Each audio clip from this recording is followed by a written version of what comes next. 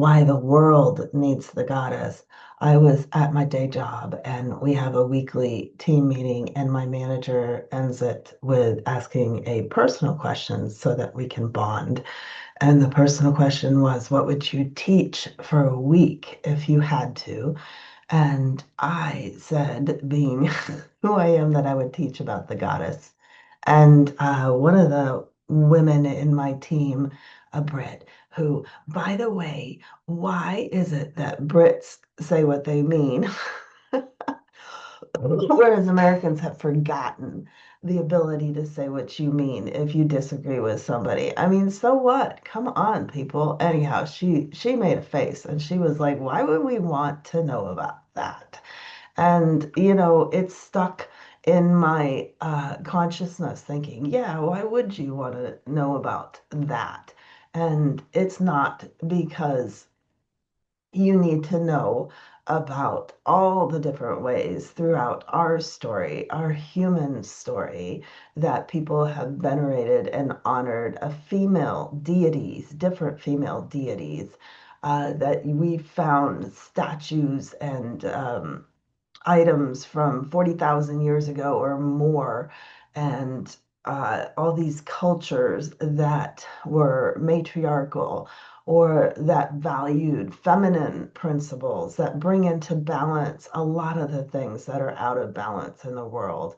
And that really is why it's not so much that I would teach the specifics about the goddess. I would teach what the goddess can bring to this world. Uh, I don't have to tell you, but our culture is broken.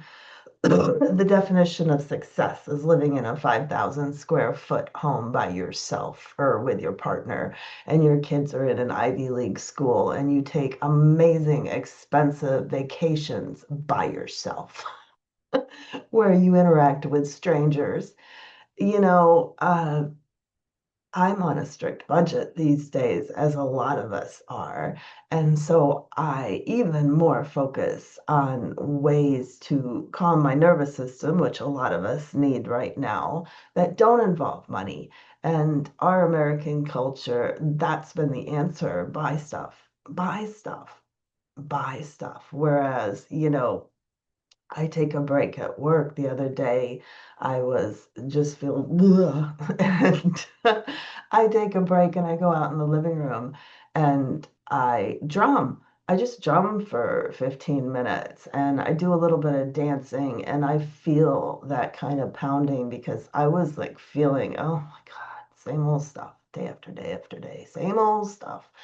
And I connected. I connected with that drum beat, that beat of Mother Earth. And that's something I've learned in these past dozen years. I found women's circles. I didn't go looking for the goddess. I found women's circles a dozen years ago when I found myself pregnant on my fourth child in my second struggling marriage. And I was just surviving through the day. And I remember having the thought, if I don't find like-minded people, that's it. That's it. And so, long story short, I found women's circles and I found the ability to sit in a circle with other women and laugh and cry. And more importantly, figure out how to say what's in my heart. Recently, I was in a circle and there was a first time attendee. And when we went around the circle and talked, she cried. And she said, "Forgive me for crying, but I'm just not used to actually saying what I think and feel." Can you imagine? We've created this society where the large, vast majority of us don't say what we think and feel, unless you're paying a therapist, of course. But what about a society where you have the ability to be yourself around your friends and confidants, and maybe even coworkers, but definitely spouses and partners? I, the other thing I do when I need a little break, I go out in the hammock and I bond with nature. I look up at the trees and the birds. When I was working at a convenience store, I had quit smoking, but I would still go take my smoke break. And I would go out a little bit away from the busyness of the convenience store. And I would just sit there and I would breathe. I would breathe deeply. And I would just center myself. I would bring myself back to balance, which is something I've learned how to do too. And there was this old guy, he was a regular. It's kind of a small town where I live. And he was like, I saw you out there. What were you doing? I told him I was meditating. And he goes, what are you, one of them Catholics? So funny because that's how I grew up. And go Pope Leo. Yay. I'm finding some pride in the Catholic Church, standing up for what Jesus really was about. Compassion, treating how you treat the lowest of the world is how you treat me. That's what he preached. Love. And there's a lot I respect about the Christian church. And I also feel like there's some things that could be brought back into balance. Why would I teach about the goddess? Well, one of those things, Mother Mary, they co-opted her from, they knew that they couldn't get rid completely of this veneration of women and female strength and power. So they put her as this rather empty figurehead. Okay, people say, oh, they argue with me, that's not true. Well, it's not true in the sense that I know older women from different generations where Mary was the one in Christianity that they really bonded with. But it is true that you didn't hear her speak. When was the last time you had a sermon that was focused on Mother Mary? You didn't hear lots of stories or thoughts or examples from her. And Mary Magdalene, was painted as a whore that Jesus saved. Well, oh, just give the possibility that maybe Mary Magdalene was a powerful woman, a landowner, a priestess. Just let that word sit on your tongue. Priestess. It's a beautiful word, isn't it? And priestess and goddess, we got to take them away from the sexual aspect to the sensual aspect. Another thing why we need the goddess is to learn how to use these bodies we were given to ground ourselves, to enjoy life, to find joy. I went to a retreat, a lesbian retreat, and even though I'm not a lesbian, I'm lesbian friendly. And I found myself, long story short, at a class out in the woods in the middle of nowhere on finding your G spot. She was a wonderful sex ed teacher, and she asked for a volunteer.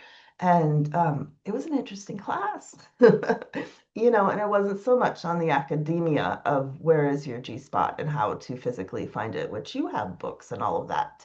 But it was more on the psychological. She spent a long time talking about how to read your partner, how to touch your partner, all the nerve endings in our bodies, and the importance of connecting emotionally and reading their body for safety. Uh, Gosh, it was amazing. Anyhow, I don't know if I want to say anything else. Do I? Um, Finding the goddess is about finding balance and finding a way to live. I had a conversation with a good friend of mine, Karen Tate, who has an upcoming book coming out. I will put it in the description below. And one of the things, the book talked a lot about being active in politics and it being time for that. And we had a discussion about how people say the people on the left, liberals, don't have a spiritual center, and that perhaps they're waiting for her. Perhaps she's their spiritual center. It's a way to learn how to thrive, not just survive.